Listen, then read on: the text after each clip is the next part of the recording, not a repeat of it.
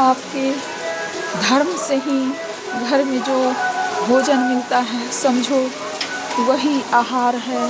क्योंकि इससे पहले तो इतनी स्थिति खराब थी कि अन्नपूर्ण देव को खाने के लिए श्री राम जी के दरबार से छोटा सा भेंट दिए थे प्रसाद, उसी में लगता था कितना खा लिए। नमक, तेल और भात सब परिवार मिल करके इसको खाएं और खा करके दिन रात गुजारे। जो भी कुछ मिला, हे श्री राम जी आपको कोटि कोटि धन्यवाद। इतना सारा का बखान करूँ क्योंकि किसी को से कोई शिकायत नहीं।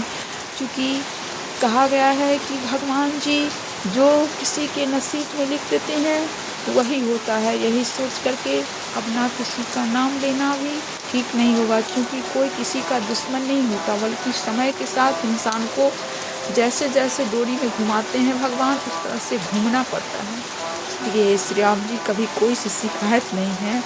इस चेहरे पर खाऊं या ना खाऊं, केवल आपका नाम लूं, इतना आप वरदान देते रहना, केवल आपका नाम लूं। जब क्रोध हो जाती हूँ उस समय कुछ भी बोल जाती हूँ। इसलिए हे श्री राम जी, हे हे हे श्री कृष्ण जी, आपने सत्यभामा का जो अहंकार चूर किया था और भोजन कर गए थे, तो केवल आप ही का नाम रटती रही। इसलिए आपने उसको तो रूप भी दिया था, लेकिन इस तुच्छ नारी को तो ऐसा कुछ भी नहीं है।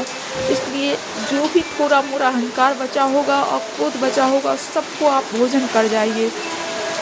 क्योंकि भोजन अभी जो शरबत ली हूँ वो ली हूँ, लेकिन अब इस जवान पर सिर्फ आपका नाम हो और वो जितने सारे हो, इस अहंकार को आप भोजन कर जाइए और अपने में शरण लीजिए। हे श्री कृष्ण जी, जितना भी दिन भी इस धरती पर रहूं, केवल आपका ही नाम लूं, आपका ही गुणगान करूं। श्री कृष्ण राधे, श्री कृष्ण राधे, श्री कृष्ण राधे, इतना ही जपू। हे हनुमान जी, इतना ही जपू। सीताराम, ये जपते जपते मैं आपके शरण में आऊं, ऐसा वर दो।